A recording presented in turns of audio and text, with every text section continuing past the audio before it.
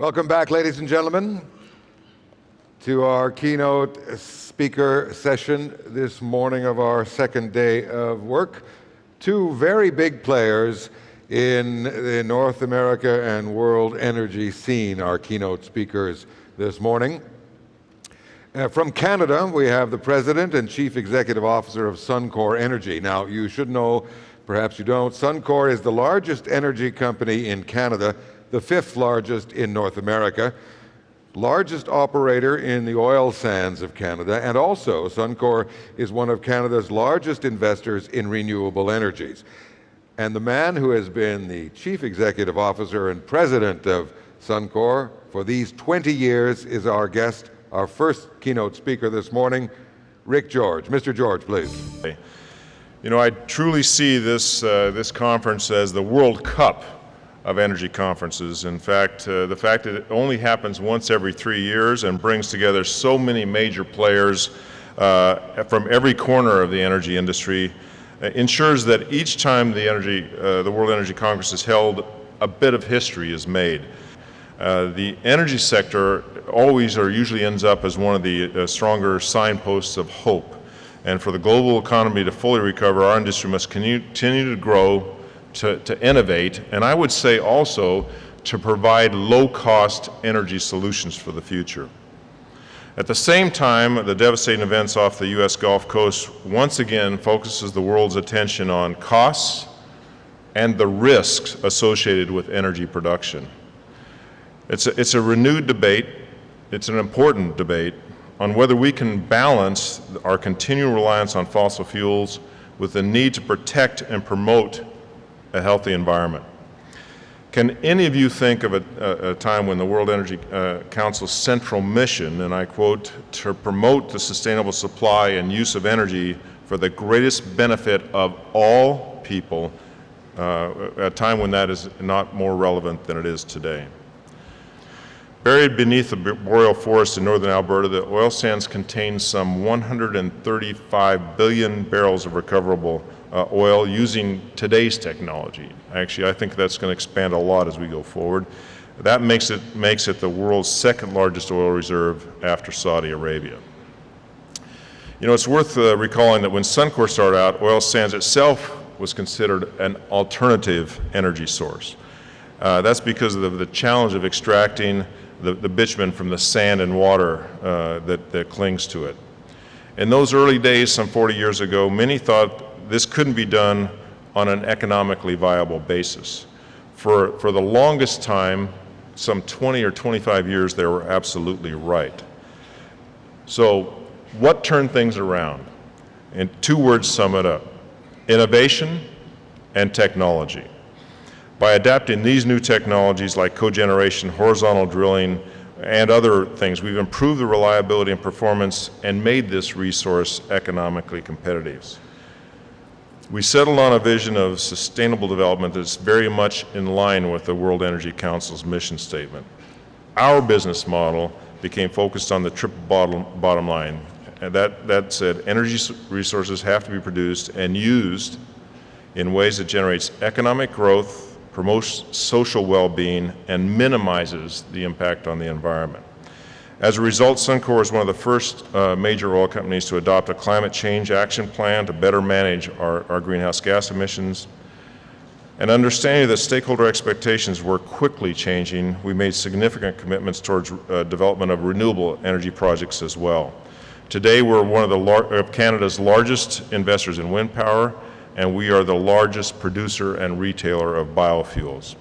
And we're also currently targeting some $750 million in spending in this sector alone by 2012. So we are a growth story in an oil industry that's having a very difficult time growing supply. In North America, conventional oil is becoming harder and much more expensive to find and develop. We know there's still abundant global resources and reserves out there, but putting them into play is the challenge.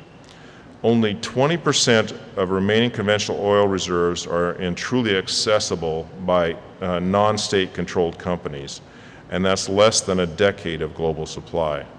The remaining 80% of oil reserves are in the hands of governments or nationally owned oil companies.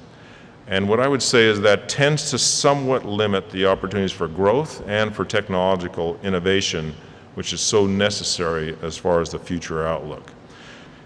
Now, this is kind of where the sense of humility and perspective is in order. Even if oil sands industry achieves its most ambitious growth scenarios, we're likely to supply only about 4% of the global oil demand in 2030. And at the same time, I would argue that would be a very significant 4%, especially when considered alongside this country's potential to grow supply in a number of other sectors, which include natural gas, coal, nuclear, and renewable energy. In fact, it seems like fitting that the World Energy Council's Congress is being held here in Canada. After all, there are some that are starting to view Canada as an emerging superpower in terms of energy. In addition to oil sand, Canada is very, very fortunate to have an abundance of other natural resources, and we're one of the few developed economies that is a net exporter of energy.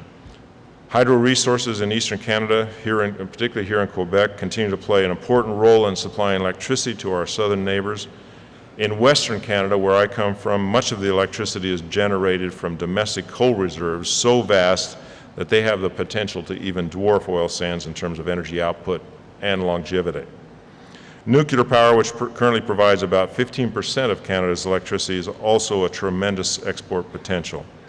And with increasing focus on carbon intensity and other current forms of electricity generation, that sector is no doubt in a position to expand. But as an oil sands guy, I want to talk candidly about our very specific environmental challenges facing our industry and what we're doing to resolve them. First, let me say I recognize oil sands is still an unknown commodity to many parts of the world and probably many parts of this exact audience. And what I would say is, unfortunately, outside of Canada, all that many people have heard about oil sands is a label that some of our detractors would give us, and that is dirty oil. It's a memorable phrase, and unfortunately it's one that has caught on, but it's one that is built more on fiction than on fact. One US-based group recently went so far as to call on tourists to boycott Alberta until the province halts oil sands expansion. Of course, the same group undermined its message with a series of questionable claims, one of which included the assertion that oil sands mining had disturbed an area twice the size of the United Kingdom, when in reality the mining is limited to an area about 1/3 the size of the city of Montreal. Similar campaigns have asserted that carbon footprint of oil sands crude is 3 to 5 times higher than other crude products. Again, simply just not true. Independent studies from people outside of the industry show that oil sands crude is only marginally more carbon intensive than many other crude sources. In fact, on a full life cycle basis, we're actually less carbon intensive than many conventional sources around the world. Some would also have you believe that the Canadian oil sands industry is public enemy number one when it comes to greenhouse gas emissions. The facts are very much different. Canada is currently responsible for 2% of the world greenhouse gas emissions. In turn, our industry, the entire industry, is responsible for about 5% of Canada's emissions. Put those numbers together and you get about 1/10 of 1% of global emissions, a small fraction of what is produced by the transportation sector or coal generating plants, among others. Now let me be clear, that does not diminish that there are serious and legitimate concerns about environmental impact of oil sands development. The industry is energy and water intensive, and absolute carbon emissions are expected to grow as our operations expand. And that's why we have, and we obviously must, continue to work on improving on a continuous basis our environmental performance. In addition to efforts within our plant gates, we are increasingly working with industry partners to reduce our collective footprint. One way we're doing this is through a recently created Oil Sands Leadership Initiative, or OSLI for short, made up of Suncor and 4 other progressive and forward-looking oil companies. This organization has a laser-like focus on innovations that lead to continuous improvement performance. The questions being asked are, can we achieve a zero carbon footprint? Can we have waterless oil sands extraction? That kind of commitment to ask those big questions and put those challenges are, and that bold thinking is what our industry is actually all about.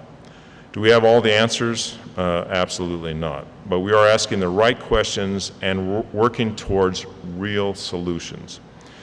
And isn't that what it's all about when it comes to building tomorrow's energy mix? Publicity stunts, and we saw some of those here in town on Sunday, and name calling is actually not very helpful right now. What we need is what I always refer to as an adult conversation about the benefits and the risks associated with energy production and how we can maximize the former and minimize the latter. I'd like to leave you with a few thoughts on how we might work together to develop a roadmap for sustainable energy. For example, it's helpful to always keep in mind, and I know many of you know this, but it's helpful to remember that 80% of the greenhouse emissions from a barrel of oil are actually emitted through the tailpipe, not through the production of energy. We have an individual and a societal obligation to find new ways to conserve energy and do more with less. As I conclude, I'd just like to point out the obvious truth. There are over 100 nations represented in this Congress, spanning countries in varying stages of development and a range of political and economic systems, and very importantly, a different set of cultural values. But forums like this help to reinforce those things we all have in common. One is that we're all consumers of energy. We use it in various forms every minute and every day.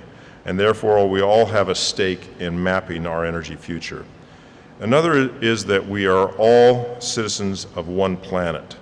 Therefore, we have an obligation to responsibly develop our economies in ways that live up to the World Energy Council's vision on sustainable energy future. The legacy we leave for a future generation begins with the choices we make today. As we build tomorrow's energy mix, let's ensure we do so wisely and well. Thank you very much.